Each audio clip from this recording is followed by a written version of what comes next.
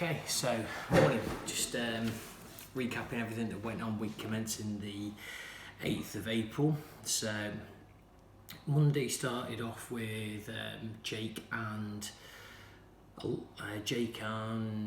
Josh being out doing a lot of filming. Jake went up to the Peak District filming for a client who the company that he actually used to work for. So that's quite good in terms of ensuring that he's busy with like project work and stuff that he's actually familiar with. So that's good.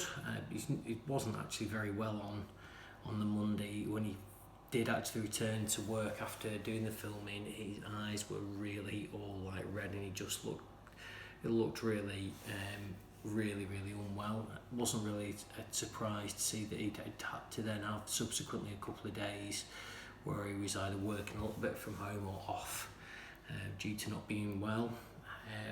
Monday there was some continuing tweaks to the animations that we're doing to promote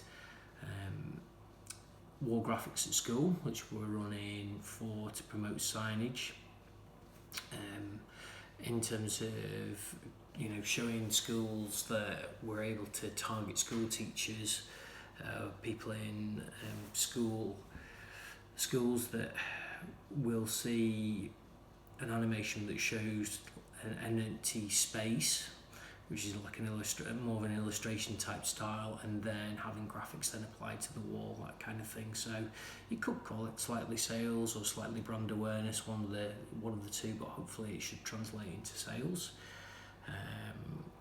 Days needed quite a lot of help on the Monday from Elliot redoing a flyer for Burger King, only for like a very very small amount of flyers, but took a lot of work because we had to pretty much rebuild it from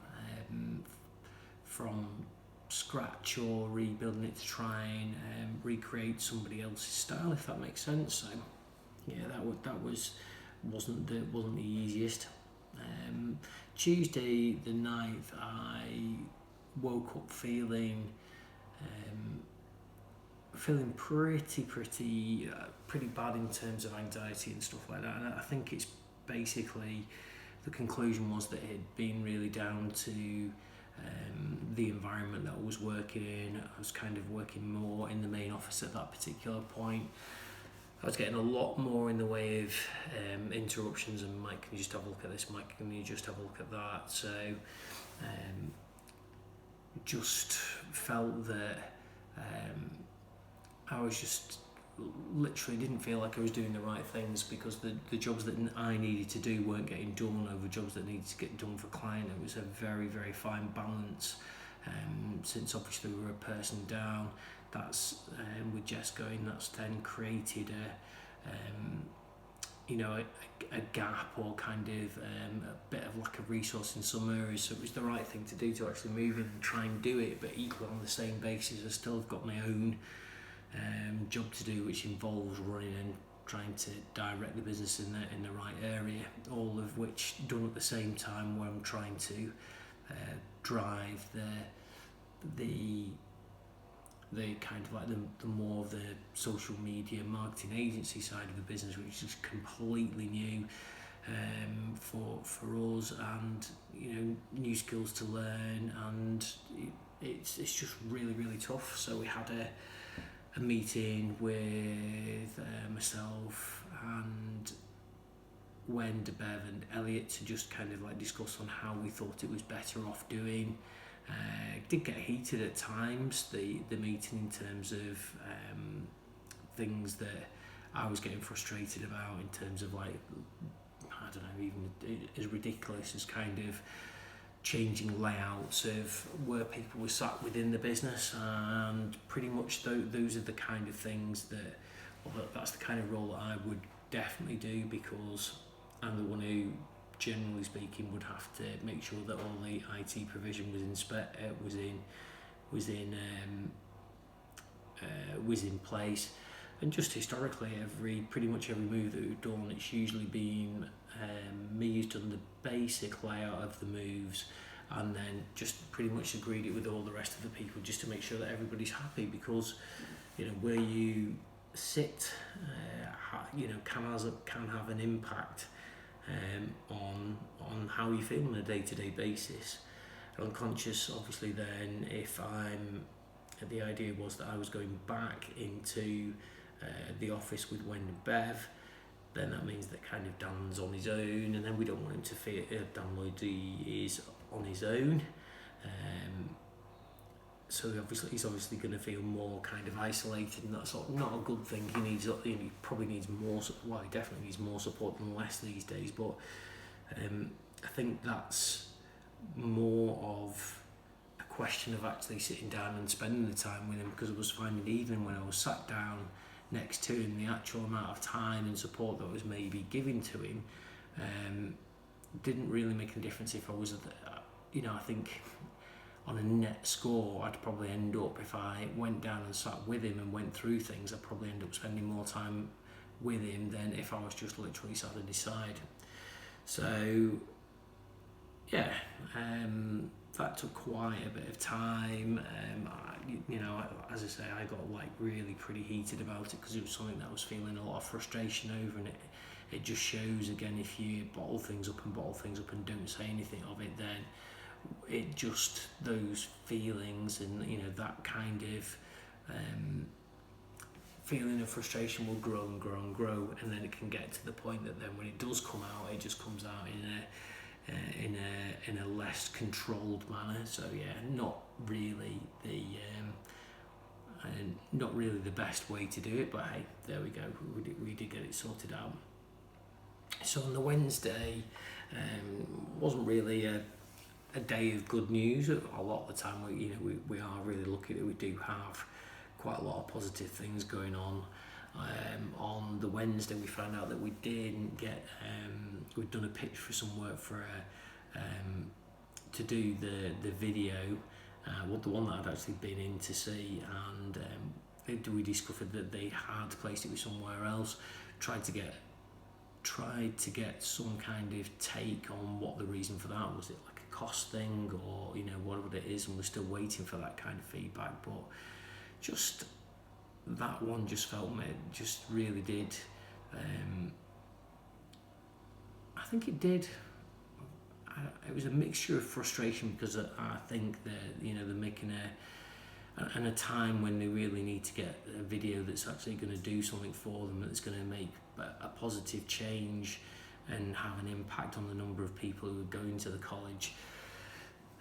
I'm not convinced that that's what they've gone for, so until we know a little bit more about the details of why they picked whoever else they picked and didn't pick us, and we're not going to know. But my gut feeling is that for them, I've got a feeling it's possibly going to be a bad move.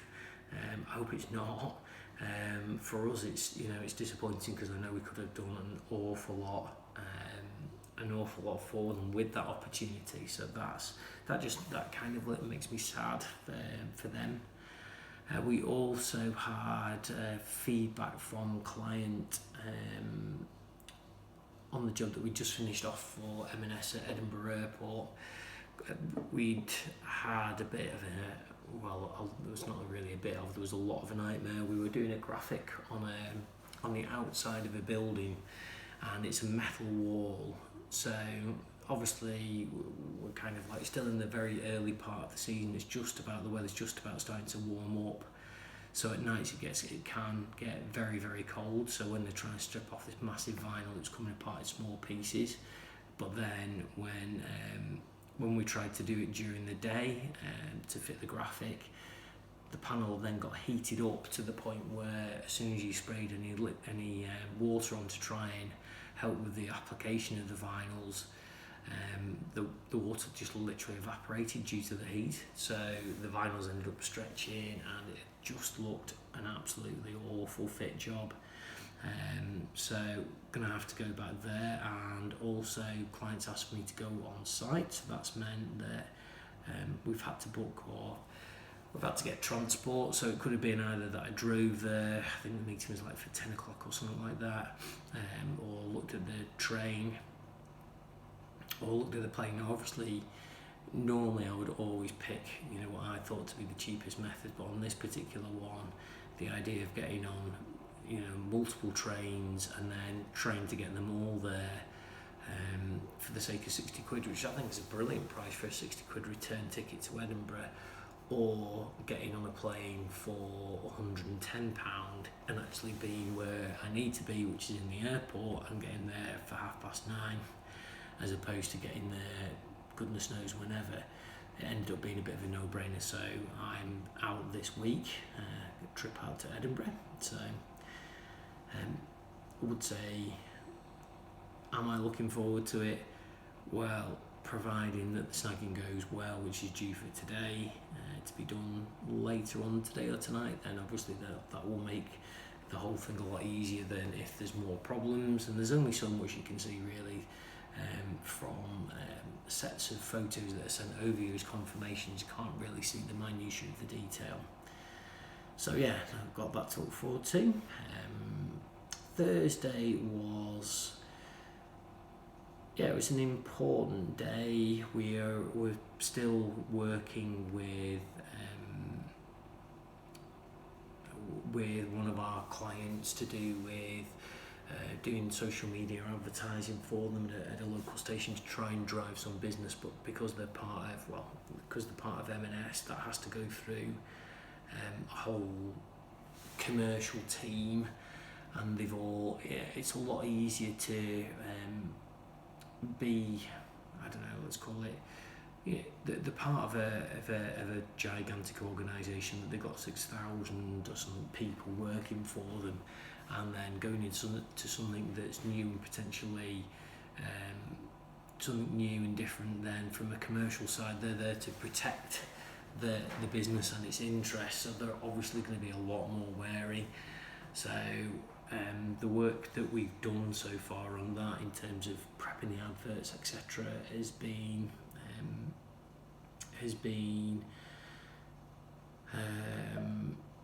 I don't know, it's been interesting for us. It's definitely worth it for us in terms of the actual learning part of it and understanding it more, because you always learn more when you're actually doing something as opposed to just kind of reading an email or whatever. The actual practitioner of the process is the most, probably, I think it's probably the most important thing, and we're definitely getting better at that.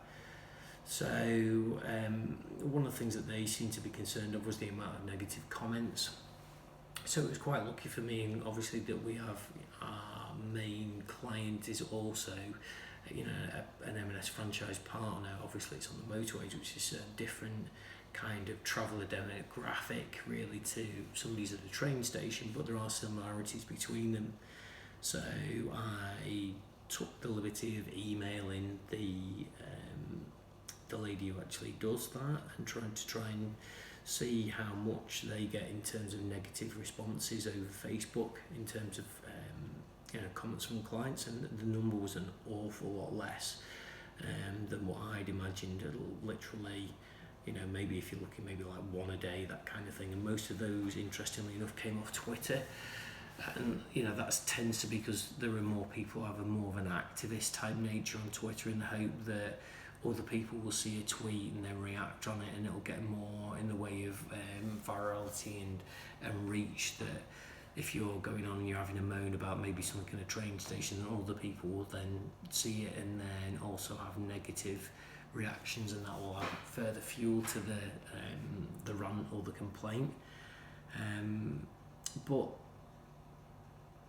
yeah, that was really interesting for me to see. Thursday was also the day that we had the full structural survey done on Witsend. That's brought back a number of interesting things off the survey. Basically, the house is pretty much fine, or as fine as it would be for one that's been around since we think the first time it's appeared on an ordnance survey map was 1870 as a cottage. So obviously it's been around for, what's that, 1870, 150 years or something along those lines. So yeah, it's an old, it is an old building without a shadow of a doubt. So there's a little bit of damp here and there, but pretty much the main building structurally sound. As regards to the stables and such, that's a whole other matter. And there was a whole host of issues that have come up on the survey that we'll have to take into consideration and have a long think about, how we handle that. The positive side of things with that is that, as we've said before, with this particular Witsend property, there is always options in terms of what you can do, whether if there are things that need to be done, then can part of the building be closed down while it's being done up, while another parts be then developed, that kind of thing. There are always options. So I'm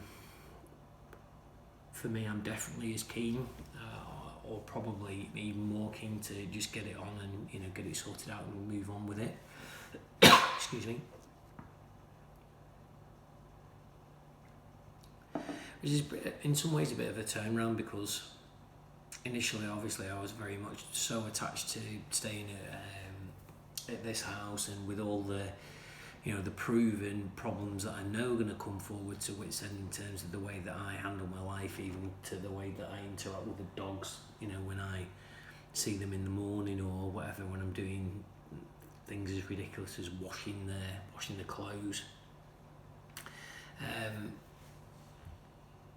Things like that, and definitely no longer a barrier for me. Just going back to Wednesday now, Wednesday was an interesting day.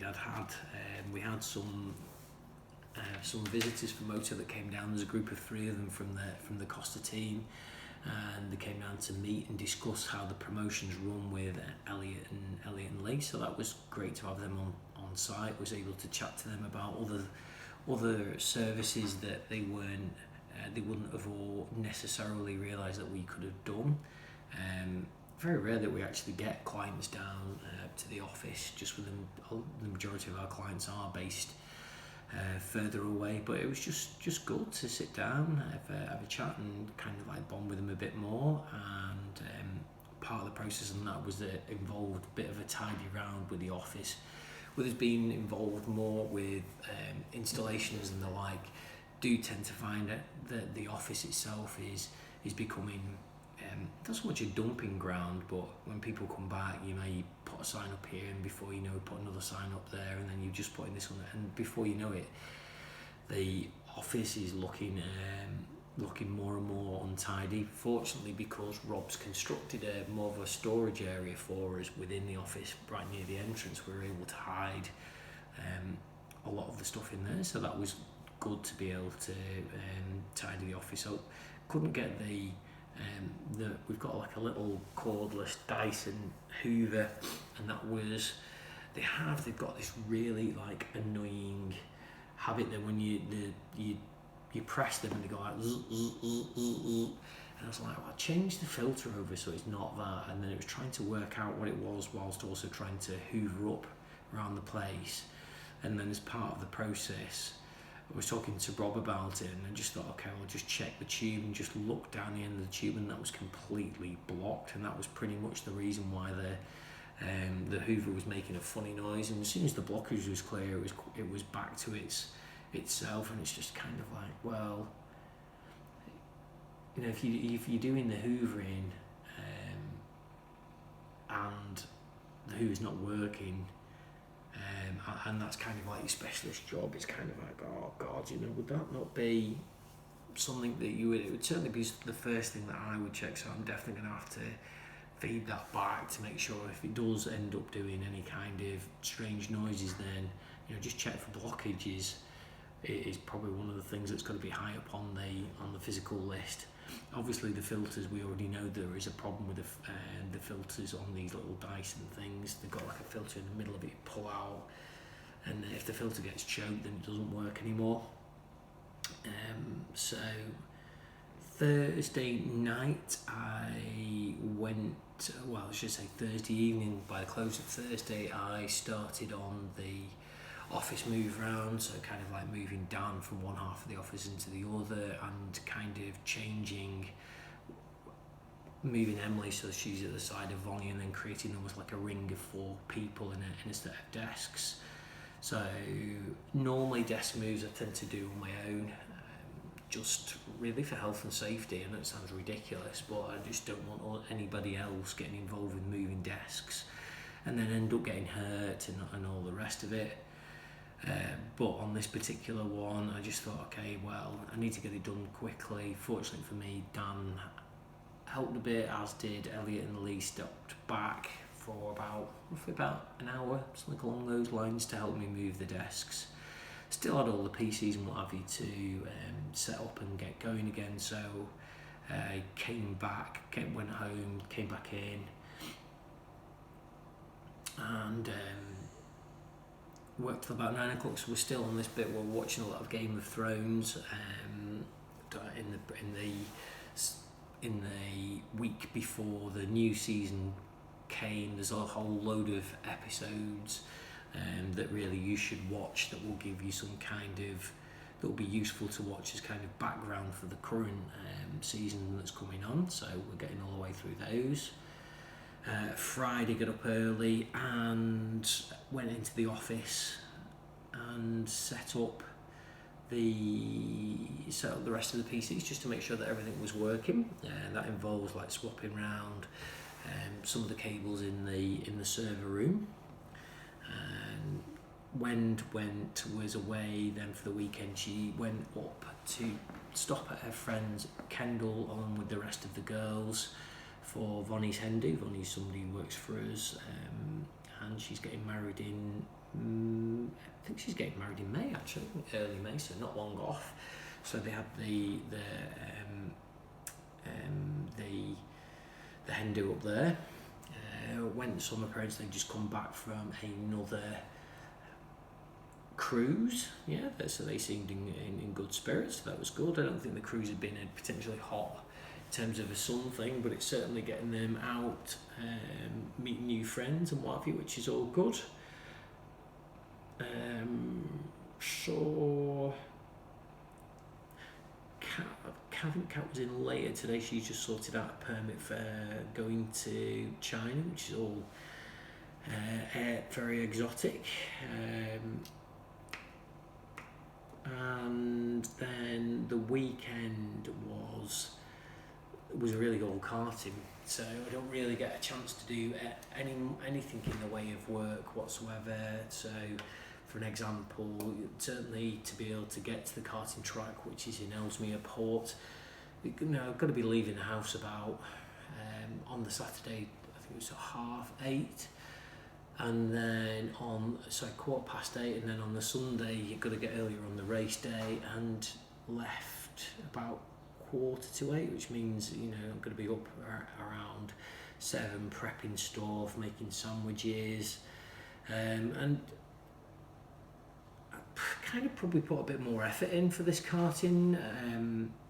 I'd spent I think possibly because I listened to podcasts, so I'd made podcast in one ear and then just spent the rest of the time cleaning all the grime, the grease and grime off the kart to the point where we're in a, I don't know, like an awning or something like that. We're kind of part of a race team, so that we have like a mechanic or somebody who will help with the, just making sure if there is any kind of technical problems with the kart that they can get the thing going again, and like lubricating the chain and changing this and changing that. And Brodie did really well.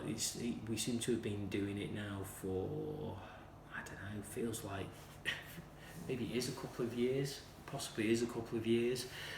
For a whole year he didn't do any racing whatsoever. He was just going around a track and then just getting more confidence. But this season he's done, it's quite funny actually, he's done, is it 1 or maybe 2 races? I think it's maybe 2 races or something along those lines. and who came round this time. I think he's something like 4th in the championship, and that's maybe because other people have maybe moved on or moved away or just didn't register to actually have their points taken on the day. So you have a day of testing and practicing, that kind of thing, and then you have the race day, which consists of qualifying and then a couple of heats and then a final. I think that's how it works. So on the Sunday, which was the race day, he went out on qualifying, and as can happen, just literally the plug oiled up when he was going around. It's just the kart started misfiring and just literally ground to a complete halt. And by the time we'd kind of got over there, swapped the plug out and all the rest of it, literally the qualifying had finished. So we ended up in the heats, starting in last place, which I think it was something about 8th or something like that. And then through the heats, he constantly was getting better, doing more overtaking and what have you. And on one of the heats, he ended up getting kind of like pushed off on a corner, or he didn't hold his line as tight just because he was just literally got out. So he ended up on the grass, and he was bouncing up and down. He must have been at literally, I don't know, at one point literally all 4 wheels of the cart off the ground, possibly about a foot in the air. So it was quite nerve-wracking, because for me, he could have, I don't know, it could have ended for me in a serious injury for him, something along those lines. But anyway, he got to the final, and in the final he was starting 4th. He made his way up the grid, and he was starting 4th on the grid, and fair play to him, he got his moves in, and he ended up somebody further up, and one of the people who was kind of right second place ended up spinning out. And so Brodie ended up finishing 2nd overall, which I was really amazed with. And he picked up his first trophy, which I thought, oh God, it's just going to be a little thing, but it's actually really a big trophy. It's probably about that big, something like that. And I thought, oh yeah, it's going to be plastic, and it's not. It's some kind of really, well, it's definitely got a lightweight tin or lightweight metal. So I'm really pleased for him, because it just goes to show that even after all these 2 years of just driving around the same track around again and again and again and again, eventually you will, improve. And it was nice to see the other mechanics around there, around the course, acknowledging the improvements that he's made and just saying, what a good race he's run. So I don't know. I mean, I'm not going to lie. I wouldn't say it's a cheap hobby, and from a financial point of view, I think it's just absolutely nuts. I mean, some of the people who are there and going on the karting things, they look. I think you could do. I suppose you could do it as cheap as you wanted. But even if you go on 2 days on the race day, like the entrance fee alone is like £95. Okay, yeah, it's 10 months of the year or something along those lines, I think it is. So it's still £1,000 in just in entrance fees. That to me is a lot of money. I think that is a lot of money. But obviously, possibly some people maybe don't think it's a lot of money, but that's probably just the way that I'm wired. I think £10 a lot of money seems like a lot of money to me. But it is what it is. But what price you could say? The happiness for it, and it definitely makes him happy. I look at it, when he looks back in time when he was growing up, I'm hoping that that investment of the time, in terms of the fact that I've done the right thing and prioritised, doing work over supporting Broads will hopefully, will hopefully count for something when it comes down to it. Certainly makes. And obviously the other thing is when he does do well, and when he does have an overtake, you do actually feel some kind of, not so much pride, but that is exciting. Because these karts are, generally speaking, really pretty evenly matched. So the only place that you can really pick up speed or get to the point where you've got more momentum than somebody else is to literally go through a corner quicker or get a better line through a corner, or somebody else makes a mistake and you're there to, literally to take the place. So that's been, it's been an interesting thing to do. Sunday also saw, I missed because Brodie ended up getting getting a cup, should we say, or a trophy. Then we ended up staying another hour further on than we would normally have done, which meant that I didn't get to watch Chelsea versus Liverpool, and Liverpool were at home and they won, and thankfully they won 2-0. They actually had a really good game. I've seen some of the goals on the highlights, and that was good to see. They've now got another 4 games. I think there's 4 games left in the season. They are currently 2 points ahead of Man City, but Man City, if they win all the games in hand, they would win the league by a point. But something like Man City have still got to play Tottenham, who are a tough side, and Man United away. So there is some kind of glimmer of hope.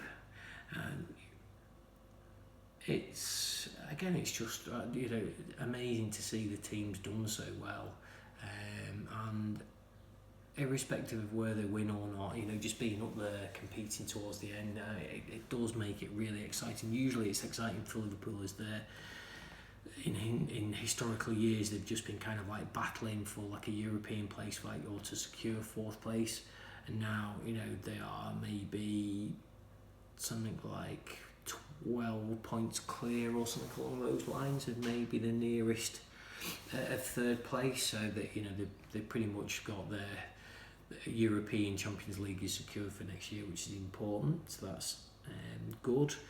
Sunday night also sat down, obviously great to have Wen back, watched the first episode of Game of Thrones. That's showed that was the first time. The very first episode is the first episode where you see these White Walkers, or Whites, whatever you want to call them, these ones with the blue eyes, and see what they do. And I've forgotten that. It's interesting to see sometimes when you watch some of these long-running series to see how much the characters develop and how much the actors improve over the years. So the person who plays Jon Snow, I think he's Kit Harrison, I think his name is called. I mean, he definitely looked like really wooden and heavily scripted, but obviously when you watch him now, so much more fluid and so much more into the role. And to be fair, I think the series now as to what it was when it was first started, I actually don't think it changed massively. So the characters and the way that it's done right at the very start it's only the needle's moved very slightly, I would say. So watched that was good. Sat down and watched is it the 3rd or the 4th? Probably the 3rd episode of Josh Edwards' travel diary, which is kind of recounting his trip down the east coast of Australia from Cairns to Sydney. I think that's what it is. And he was going on to a trip that they went to. I think they're called Witsend Islands, which have got some amazing beaches. Probably the most attractive beach in the world, I think is what he said, and to the point where you can't even take any sand with you because the sand is so pure. And I must admit, it did look to be a amazingly stunning beach. And then in this in this video that he's done on these video diaries, after they'd done this 3-day trip away on a proper like sailing boat with like really what I would classify as cramped quarters, the 3 of them had to drive something like an 11-hour drive to go on to another trip, and it's like, oh my god, I can't. It did look really dangerous or ill-advised, so I'm glad that he's still around. I'm glad he made it through, and that wasn't the end of Josh, otherwise we'd have never had him working for us. But it definitely, I don't know, from a work dad perspective, I was definitely like, oh, that is not a good idea doing 11 after going away on a 3-day cruise where you're not going to get any sleep to then get back in and have like an 11-hour drive through the night. God, like that is like hardcore. All part of experience, I suppose. But yeah, it's very entertaining to watch. Just as entertaining as I think it'd be entertaining for anybody to watch. It's not just the fact that obviously, you know, I know Josh, so therefore I'm interested with him because I know the person, but I think for anybody who'd be watching it, definitely entertaining, really well shot, and definitely a hell of a lot more entertaining than listening to these things, but hey, there you go. So we're coming up now to this week ahead. We've actually got a new, you know, all the moving around part of that was to do with new starters. So I'm going to wrap up here, leave the video uploading and what have you, and then I'm going to move in, quickly nip into the office and move around a couple of the workstations just in preparation for the new for Jake Gardner who's starting today. We've got 2 Dans and 2 Jakes, but hey, you can't go around just hiring people just on names, can you? But it's just like, this is going to get confusing. And we've also got an Ellie Dodd starting, so that makes it even more confusing, because then we can't even do initials anymore because she's got the same initials as Emily Davis. But hey, such are the challenges of running a business. So anyway, thanks for listening, and catch you next week.